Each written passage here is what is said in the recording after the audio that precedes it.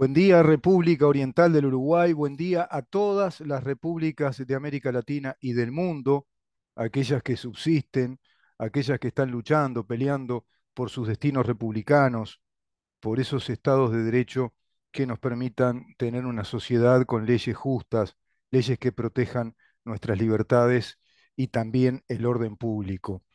Estamos en un nuevo programa de ¿En dónde estamos? Esa es la gran pregunta. ¿En dónde estamos? Como países, como repúblicas, como estados de derecho, como sociedades democráticas, y con quién estamos, de algún modo, con quién estamos conviviendo, con quiénes estamos peleándonos en esta batalla cultural, al decir de Agustín Laje. Batalla cultural quizá asumida como una instancia, como una etapa dentro de una guerra, porque una batalla en definitiva es un episodio dentro de una guerra. Estamos realmente en una guerra ideológica en pos del poder político del Estado. Se está construyendo una nueva modalidad del poder, se está construyendo una nueva cultura. No, es la misma de siempre. Se está reconstruyendo, se está reivindicando, digamos que todos los postulados o principios doctrinarios ideológicos del marxismo y del marxismo-leninismo. Vamos a hablar bien claro, es eso. Se están construyendo, reivindicando, se los ha globalizado, se los ha extendido desde distintos foros internacionales y acuerdos, y evidentemente estamos en esa batalla y estamos inmersos en esta guerra del poder, por el poder. A nivel geopolítico se lo ve claramente con el eje China, Rusia, Irán, tensionando cada vez más al mundo, tensionando las relaciones entre los estados al extremo de que ayer salió una noticia que se nos dice que no contestó una llamada telefónica, China no contestó una llamada telefónica desde el Departamento de Defensa de los Estados Unidos, para que te hagas una idea. Estados Unidos con movimientos ya en Filipinas, los filipinos que le reclaman a Estados Unidos que protejan sus libertades, lo mismo en las escaramuzas y movimientos también vinculados a Taiwán, y así sucesivamente, Hong Kong, Corea del Norte, haciendo una exhibición, un alarde, una ostentación de toda su capacidad misilística y misilístico-nuclear.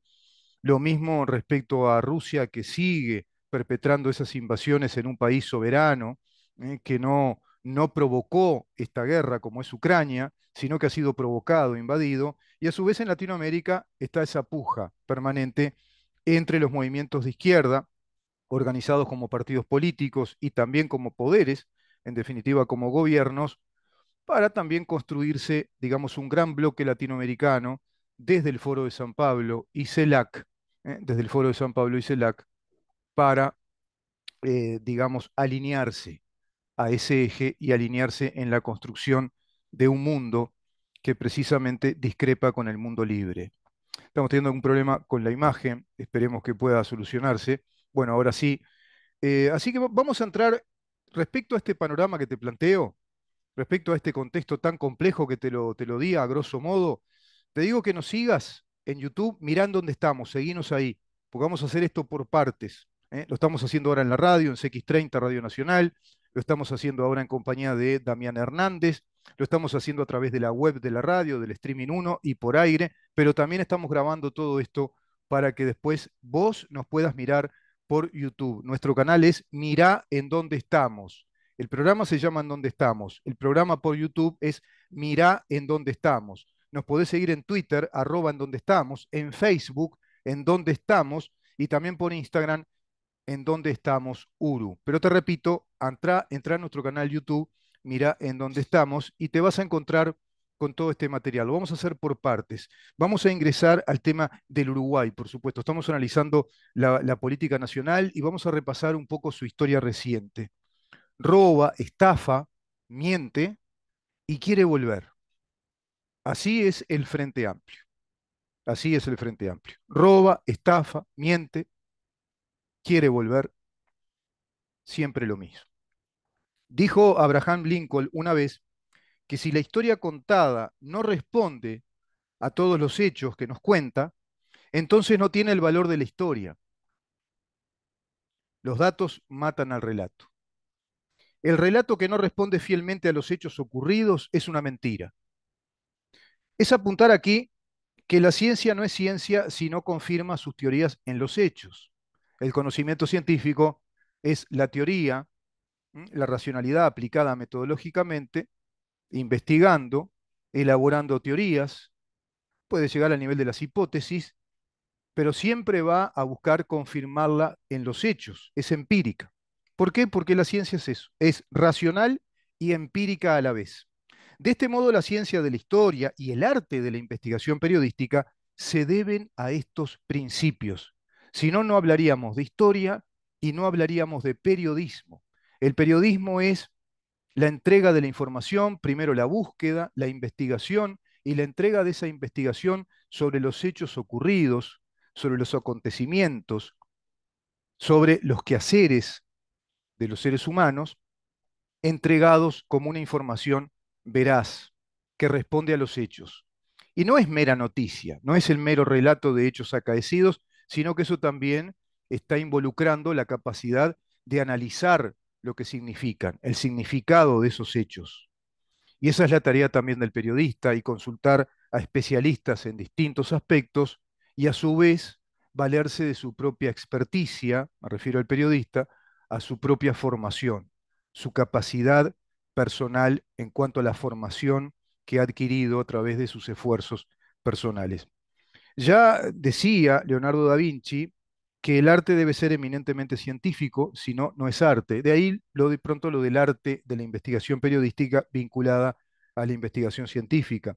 Y de acuerdo a esta exposición, queda claro que si no hay verdad en los relatos que se le dan a una nación, por ejemplo, o a un pueblo organizado como tal, bueno, evidentemente es un pueblo engañado y por ende sometido al imperio de la mentira. No hay mejor manera de montar una tiranía que cobijarla en la mentira con apariencia de verdad. Este aspecto lo analizó brillantemente Nicolás Maquiavelo en El Príncipe, por ejemplo. Es una de las maneras por las cuales se puede acceder al poder, a través de los artificios de la mentira, del engaño, pero evidentemente cubriéndolos ante la fachada o el camuflaje de que son una verdad. Por estas razones debo decir que esta guerra ideológica, nacional y mundial, por el poder del Estado, en verdad es una guerra entre la verdad y la mentira. Es una guerra entre la verdad y la mentira. ¿Por qué? Porque el comunismo fracasó, no tiene asidero científico, no se comprueban los hechos, sino que los hechos comprobaron todo lo contrario durante esos 72 años de Unión Soviética y esa cantidad de años de los países alineados al modelo soviético, al modelo socialista, marxista-leninista, como fueron los países del Este. Eso también cayó estrepitosamente en Vietnam. Bueno, lo estamos viendo en Corea del Norte, lo estamos viendo en Cuba, en Venezuela, en Nicaragua. Y en China, que inclusive tuvo que abrirse a la economía capitalista para sustentar ese modelo maoísta de socialismo con un ingrediente fuertemente marxista. Y respecto a este asunto, según la historia política reciente, podemos decir con absoluta certeza que el Frente Amplio fue en 15 años de gobierno el gobierno de las mentiras, el gobierno de las estafas, el gobierno del robo, y a su vez de las ocultaciones de maniobras delictivas que se presentan con apariencias de actos administrativos de gobierno. Ahora, qué lástima que lo tenga que decir yo en este programa, qué lástima que solo un simple comunicador, un simple periodista, si vos querés darme ese título, te tenga que decir esto y no lo diga la justicia uruguaya. ¿Cuánto hace que se entregaron las auditorías que este gobierno realizó? A su vez, contratando empresas auditoras externalizadas, es decir, privadas, que complementaban los datos de las investigaciones internas, de las auditorías internas de nuestro Estado, de nuestras instituciones, como en el caso de Antel, como en el caso de ACE, OCE, UTE, ANCAP, etcétera, etcétera.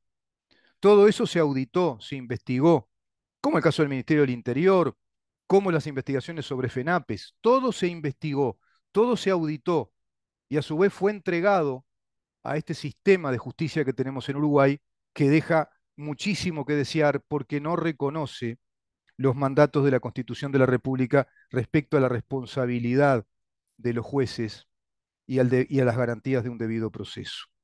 Acá solo daré una lista de ejemplos para luego entrar a tratar dos de ellos, pero voy a dar una lista, digamos que como para hacer un poco de memoria, para hacer un poquito de memoria. El primero, bueno, el que voy a tratar es el caso Pluna, el primer caso que voy a tratar hoy específicamente. Por eso te digo que te quedes ahí y te quedes ahí en la radio, pero también en YouTube, porque seguramente este será un bloque que grabaremos y va a venir un segundo bloque para grabar ya directamente el tratamiento del tema Pluna. Pero también tenemos otro gran tema para tratar, que es el de las ciudadanías y los pasaportes truchos de rusos, pero no solo de rusos, de españoles, de chechenos, de albaneses, de croatas, de bielorrusos, etcétera, desde la administración de José Mujica y desde un acuerdo que se hiciera en el último gobierno de Tabaré Vázquez en el 2019 entre el BPS y la Federación Rusa que preside evidentemente Vladimir Putin. ¿Lo sabían? Bueno, lo van a saber en un rato. Antes recordaremos que el Frente Amplio, antes de todo esto recordaremos que el Frente Amplio ha sido el gobierno del agente trucho de negocios de las exportaciones de lácteos a Venezuela, ¿se acuerdan? Que finalmente perjudicó a un montón de productores lácteos de nuestro país. Gobierno de Mujica. No tenía que haber ningún agente de negocios porque eso es un tratamiento directo entre las cancillerías. No está habilitado, no está admitido por nuestro orden jurídico y no está admitido en el campo de las relaciones internacionales. Pero acá Mujica puso un agente de negocios. Increíble. En su gobierno se da la concentración de actos de corrupción que marcan un hito histórico en la secuencia y en la gráfica de irregularidades muy gruesas en cuanto a los actos administrativos llevados a cabo en ese periodo.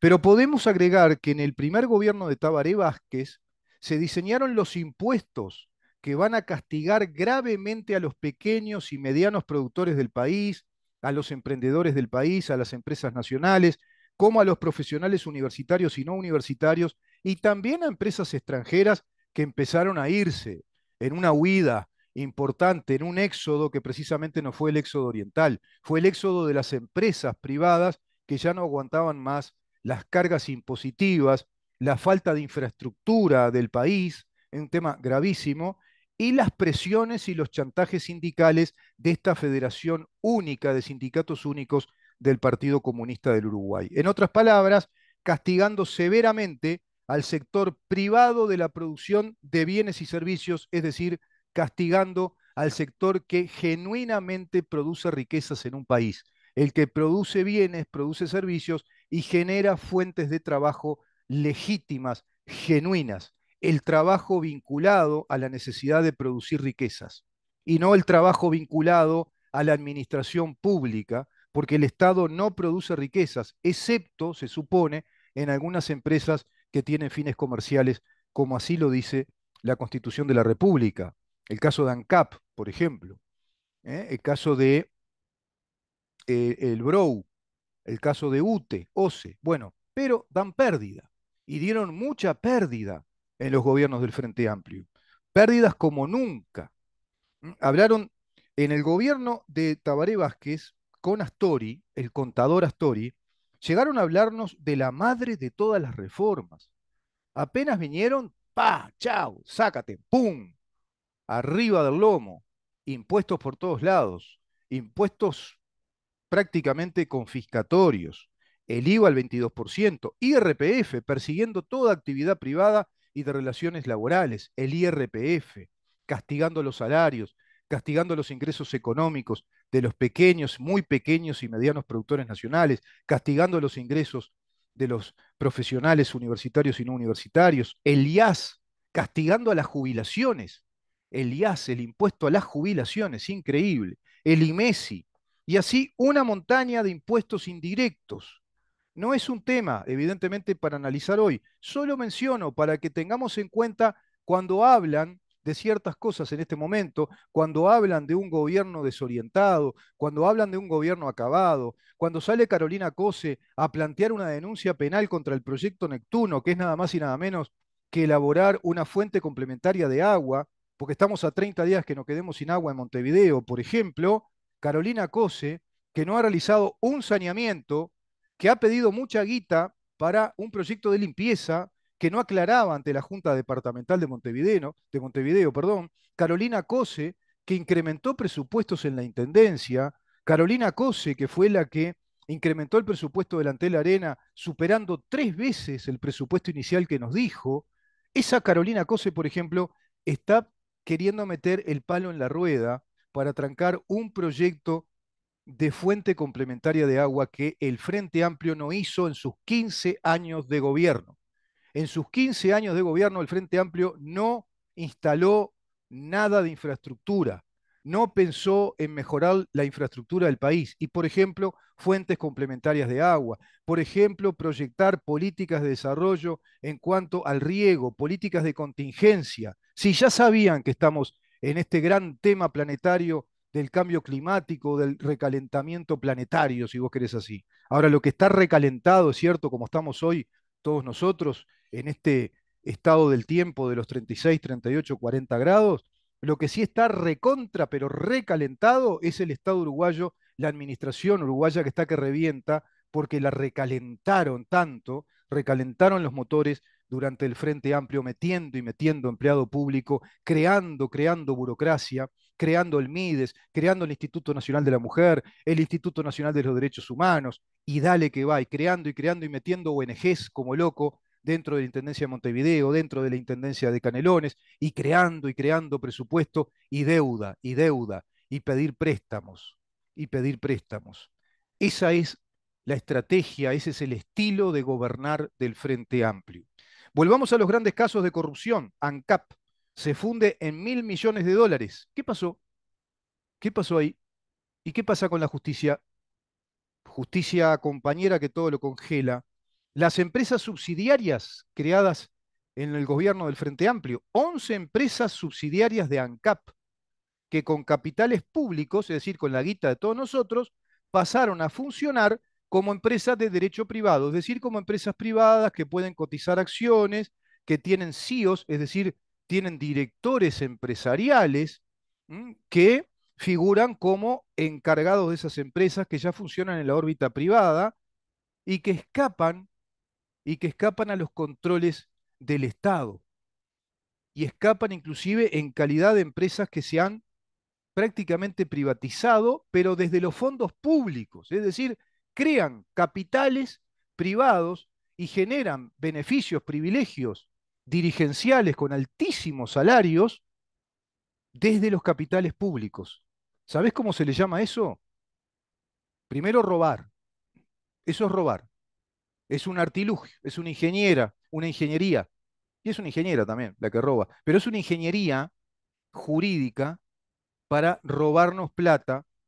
Entonces, desde el erario público, desde los recursos públicos, desde el dinero de todos nosotros, se traslada ese volumen de dinero hacia una figura legal que son las empresas que están trabajando ya, funcionan en la órbita del derecho privado, como empresas privadas que pueden tener acciones, cotizar en bolsa, no le rinden cuentas al Estado y crean desde sus estatutos internos cargos dirigenciales que nos salen carísimos. Eso es robar. ¿Y sabés cómo se le llama también? Capitalización de Estado, capitalismo de Estado, como se hizo en la Unión Soviética. El capitalismo de Estado. ¿Sabés cómo se le llama, en definitiva? ¿Cómo lo traducimos? Socialismo. Eso ya es socialismo. Socializan los bienes públicos concentrándolos como capitales para determinados privilegiados de ese gobierno que llega al poder del Estado a través del artilugio de las campañas electorales, mintiendo y mintiendo luego cuando son gobierno para empezar a robar y a estafar. Socialismo, eso es el socialismo. Todo lo pretende, todo lo espera y todo se lo exige al Estado. Y el Estado somos todos nosotros a quienes nos cobran mucho dinero, muchísimo dinero. 11 empresas que con capitales públicas pasan a funcionar como empresas de derecho privado, con sus CEOs, con sus cargos dirigenciales altamente presupuestados y suponiendo acciones cotizantes en bolsas de valores. Todas dan pérdida, ¿eh? Todas estas empresas. ¿Recuerdan Gasayago, por ejemplo? Una empresa registrada y simulada en funcionamiento con cargos dirigenciales, presupuestos de funcionarios, presupuestos de viajes de negocios al exterior, y nunca fue creada. Quedaron unos palafitos ahí en el Río de la Plata. Nunca la crearon. Perdimos $223 millones y el Estado perdió además dándole un resarcimiento a quien fuera su directora, inclusive. Perdimos, se nos dice, 223 millones de dólares. Y a su vez le resarcimos dinero a Marta Jara. Antel, fuera del giro de su competencia, en presidencia de Carolina Cose, realiza un estadio multimodal para 10.000 personas que costó lo que costaron 5 estadios multimodales de nuestros países vecinos acá en América del Sur, costando 3 veces más del presupuesto inicial, desconociendo 14 observaciones del Tribunal de Cuentas, ya que ahora está de moda también instalar que el gobierno no hace caso al Tribunal de Cuentas.